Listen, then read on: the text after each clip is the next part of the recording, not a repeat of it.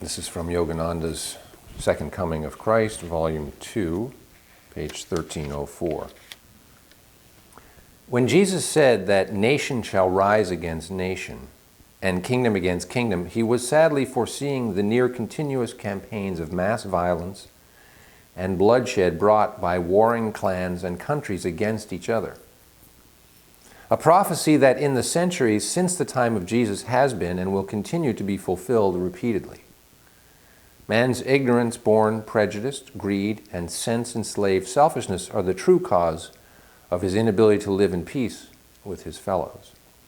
Jesus knew that until these were checked, they would inevitably result in the race wars, religious wars, and the innumerable bloody conflicts over land and material resources that have with horrifying regularity wrought destruction and misery among the nations. He further perceived that the veritable deluge of negative vibrations released into the ether by wars, as by other evils of worldly civilizations, would generate additional catastrophes. In quotes, and there shall be famines and pestilences and earthquakes in diverse places. Again, history confirms the accuracy of Jesus' words. Tragic instances are recorded from every era and every portion of the earth. In this 20th century, when this was written, for example, the Spanish influenza epidemic immediately following World War I killed more people than the fighting did. And after World War II, millions starved during famines in various parts of the world, created by crop failures, the result not only of wartime conditions, but of natural causes, such as plant diseases, flooding, and severe storms. Rarely has a decade gone by without devastating earthquakes, floods, conflagrations, and other disasters that have ravaged man's life and livelihood. Such fearful experiences have been severe warnings sent by the heavenly cosmic law to the people of the earth, that they might realize the uncertainty of life and do their part to stabilize it by changing their ways. The vibrations of the evils of earthly civilizations accumulate in the cosmic blueprint of the astral regions and adversely affect the subtle energies and laws that empower the forces of the earth. These effects of man's collective folly and evils are stored in the ether as hidden vibratory bombs, ready to explode in the form of nature's inclemencies or national disasters. Jesus prophesied truly that these wars and troubles are only the beginning of sorrows, unless people heed the signs and reform their thoughts and actions. Personally, I'm convinced that the COVID epidemic is another one of these things that Yogananda is referring to.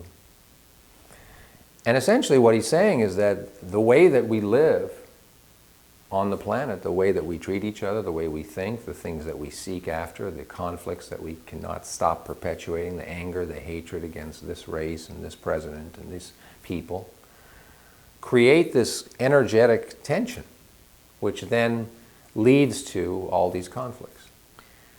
Now, I was meditating this morning and thinking about if you ever meet somebody that's troubled, right? Now, when you really get committed to the path, you recognize it takes a while. And the first step is generally some sort of introspective process. You need to be able to see what's happening within you.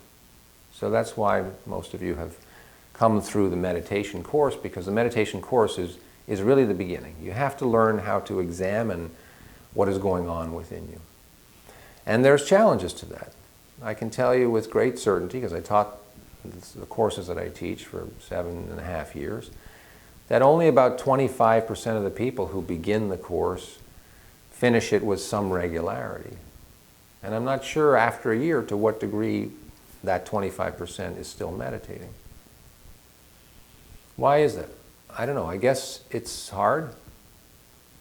But for those who go, no, this is the thing of life, like to be able to every day sit down for a small period of time, whether that be 20 minutes or half an hour or longer, and begin to know myself. And I begin to recognize the way my own mind has been corrupted by ideas.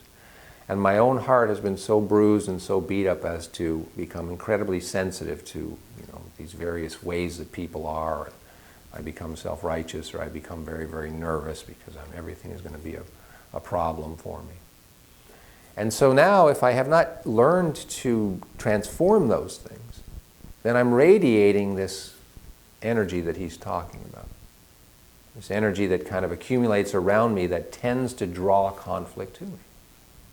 This is like a type of a cosmic law. So then fast forward 20, 30 years of doing that, and I've got these health problems, and I can't seem to have these relationships work out, and my finances are not good, and people don't get it, and I lose this job, or I work somewhere and I got people next to me that just won't leave me alone. And people are fraught with troubles. And they may come and share those with you. And if you've been on the path, it's almost like, oh, I've got the perfect thing for you. You need to, And this is what Jesus is talking about, the narrow gate. That the path is long and it's quite hard.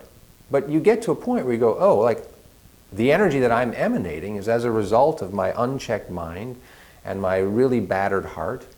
And so I'm creating all this kind of turmoil from within, which then manifests, because that's how it works.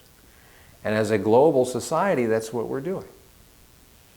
And I remember when COVID was taking hold, but it was still relatively new, and I had a sermon on that, and I said, well, what exactly is the energy of this? This is a thing that people are very nervous about, so we all have to cover our face, and we all have to stay distant, because we don't know when it's going to hit, and it's the mass amount of killings. That's what they want to publicize. Today recorded new killings as a result of COVID, and millions of people have this thing. That's true to a certain degree. I've heard mixed, feedback as far as correlating the amount of deaths to the number. But essentially, this is a big thing that's crippled much of the world. Many cities in the world, you can't even hardly go out. So there's some sort of invisible killer that's lurking amongst us. And if you live a spiritual path, you go, well, we must be perpetuating this, because it's not that God is throwing this at us because God one day goes like, you know what, I'm kind of bored. Let's waste 2 years of humanity's life by bringing about a new disease. But that's what a lot of people actually kind of think. They go, how could God let this be? God lets us be free. And so when the bulk of society is nervous and anxious and angry about this and ready to attack about that, that creates a general energy. And then something manifests to demonstrate, well, this is what you people believe, so you get to have it. You get to manifest what you believe. You believe that everybody's out to get you, and you can't trust this person, and you can't touch this, and if you touch anything that has a germ, and yet people are buying, 32 gallons of Coke, and they're eating crappy food, and they're starving, and yet they're obese because they're not getting nutrition. And so what are they going to blame for that? Well, there's a couple things. One is, let's blame the food companies that don't care. And then second of all, let's figure out, where we're in such pain that we're trying to fill ourselves with food as a way to alleviate that. But no, that's not what's taught. And what I see with the epidemic is that we're approaching it scientifically. We're trying to lick this thing scientifically. Now, I'm not opposed to science, but that's an external way to try to. And what's happening is we're hearing that the virus is mutating and it's gaining strength. And so now this vaccine, well, maybe it's going to lose its potency because the virus is going to adapt. And I think that the virus adapts because we're not actually addressing what the real problem is. The real problem is in the way that human beings think and the choices that we make to be against each other.